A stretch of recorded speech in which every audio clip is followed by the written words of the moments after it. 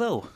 Today we're going to talk about New Zealand, how to get there, how much it costs, and how much it costs to get around once you are there.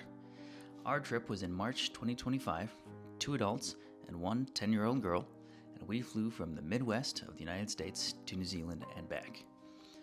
You are probably going to fly as well. You can take a boat, but most people who visit New Zealand don't. They fly. And our flights cost $2,352 or $784 a piece for 3 people. You can find them slightly cheaper out of the Midwest or out of the West Coast to the US, but most of the time they're going to be around there or more. We flew economy, or main cabin, and you can certainly get tickets in first class or business class, but they will be quite a bit more expensive. So our cost of $23.52 is a good benchmark for you if you're flying from the same distance. And we flew from Indianapolis. We had a short layover in Dallas, and from there 15 hours to Auckland. Accommodations once we got there were $1,574.80 for 13 nights. And coincidentally, though we didn't plan it this way, we stayed at an Airbnb every single night, except for the night we took the ferry from Wellington to Picton and booked a cabin, which cost us $55, and we chose to do that because we took the 1 or 2 a.m. sailing, so we did it overnight.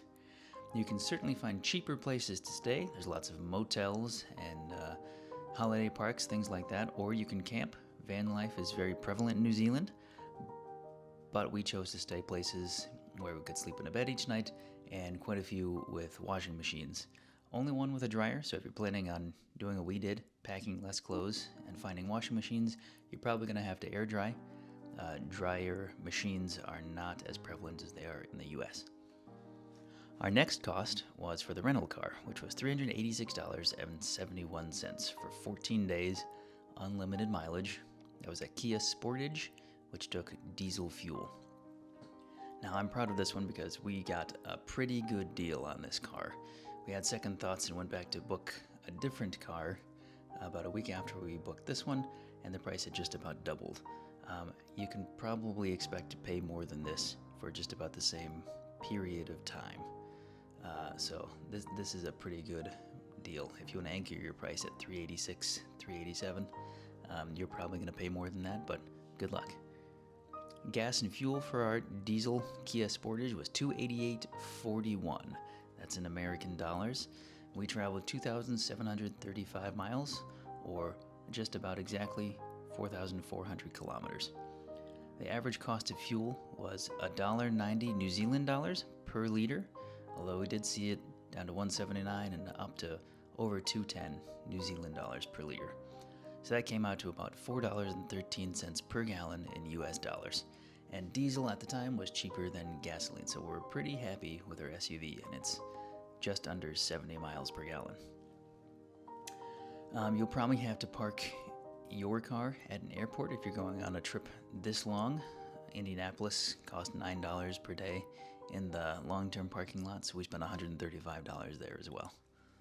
Food in New Zealand was fantastic, by the way, but cost us $768.51. You can definitely do that cheaper. We did splurge a couple of times, and we had at least 2 or 3 coffees every day, which we're not ashamed of. We love coffee, but we did spend a lot on our cafes. Meat pies are excellent there. You'll probably buy quite a few of those as well. I know we did. Experiences, we spent $179.07. A trip of this nature requires payment for a few things you may never get to do again: swimming with dolphins, paying to see blue penguins in their natural habitat, or jet boating up a river or fjord, or even bungee jumping. Bungee jumping was invented in New Zealand, so it might be something you are interested in. But we spent just under $180 on the Maritime Museum in Auckland, the Puhaka Bird Sanctuary, and we rented bikes in Tongariro and rode around for an afternoon. We also included parking in the various cities we stayed in, so we could get out and walk around.